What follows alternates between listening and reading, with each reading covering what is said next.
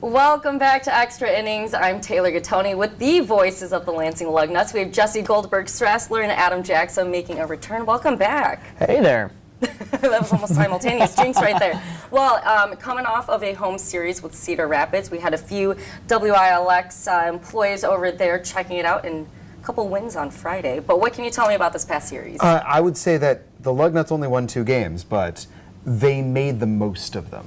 No-hitter for the first time since, 2003. It's the second no-hitter ever thrown in Lansing since we became a franchise in 1996.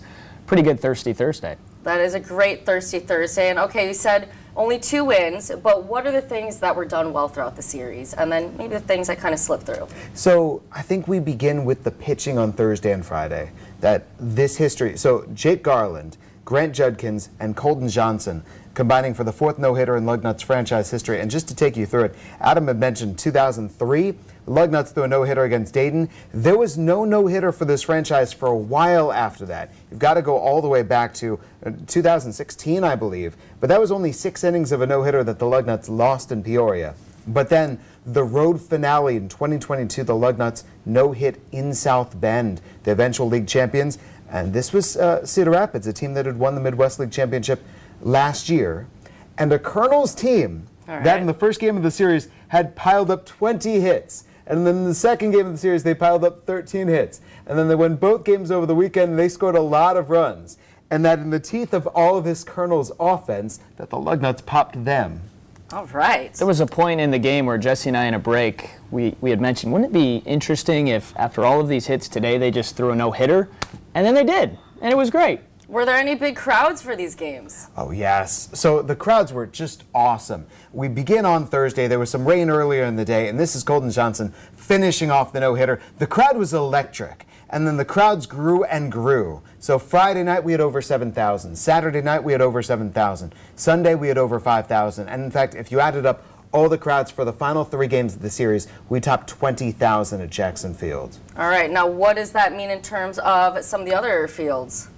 I mean, we're talking about with the Lugnuts with regard to high A and really with minor league baseball, because we've got July rolling around soon, that some of the largest attendances in the minor leagues are in Lansing, Michigan. Yeah, I think what it means is the stability of the community loving baseball here in Lansing. It's been consistent here for almost 30 years, and every single time, June, July, this is when the fans start to come out. It's summertime. It's time for Lugnuts baseball. That's right. All right. Who are the Lansing Lugnuts that are doing well so far this season?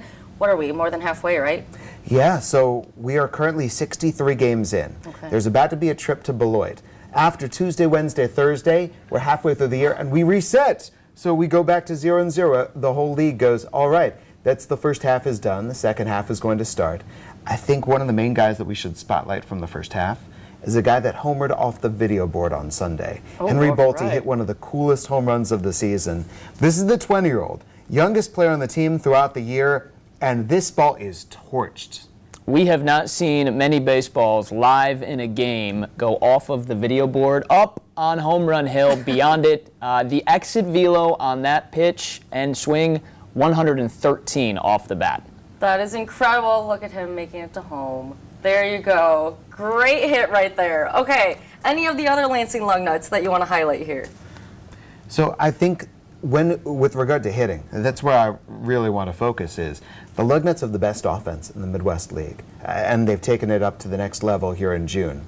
So we begin with Bolte, but Will Simpson was exceptional in April, and now they're receiving tons of company. Brian Welbas is up there, A. Rebiel Anales is up there amongst the league leaders, and now guys like Cameron Masterman and Danny Batista Jr. and Johnny Butler are joining them. It's basically pick a Lugnut, and they're doing well offensively right now. I mean, they are leading the offensive charge in the Midwest League. Luke Mann had a towering home run yesterday for his second. We've seen Cole Kahn has hit one from both sides. I mean, they are swinging it really well as the weather has started to heat up. About Cole Kahn, though, the catcher from UIC, the Flame.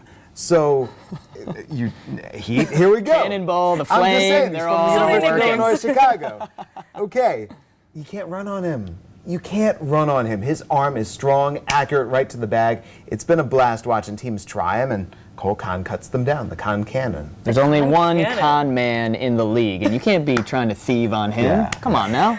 I can see how you two are in the booth and you just keep this going back and forth. Great. I love this energy. So So that's the hitters. And then on the pitching side, we just watched Colton Johnson finish off the no-hitter. 6 for 6 in saves. Missed all of 2022, all of 2023 due to injury. The big lefty from Illinois State's come back, and he's looked great. He hasn't missed a beat. And meanwhile, with the starting pitching, we're talking about big-time athletics prospects. So I do think that, like, at the halfway point checking in, I'm really liking what we've got. And I've heard from folks, they're saying this is one of the actual most exciting teams to keep your eye on around the athletic system and beyond. The other cool story, Jake Garland, who started that no-hitter on Thursday, he went 5 innings. He pitched against Cedar Rapids last year. Cedar Rapids, the defending Midwest League champions, 2 outings against them last year. He got roughed up, and this time he goes 5 innings, no hits, and obviously gets things started for what was a sensational night. So the Lugnuts keep it going. And speaking of, this week, heading to Wisconsin, offensively, what do you want to see?